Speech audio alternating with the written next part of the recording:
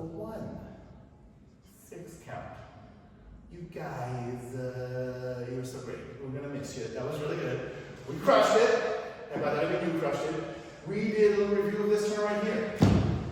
Rock step, triple step. Remember, we want to get some boingy, boingy-ness in there. And then we also did it as a free turn.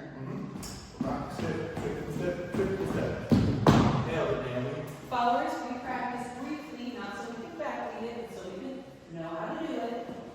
We pointed our hand this way, and we kept doing our footwork while we turned. Yeah, we fixed a lot of stuff. Also, we just talked about these triple steps. Triple step.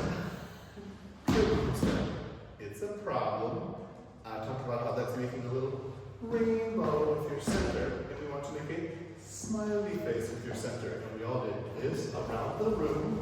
And when we did this, rocks up really big and huge, and then we don't move with it. Now we're doing great triple steps. You actually did a really good job of that. I think it fixed a lot of little other problems. Everyone held on to the pulse, soft knees, late. And we said, you're not civilians or dancers, damn it. Get down and sweat with us. And they did. They did really good. We did 2 new steps today. We can send them out.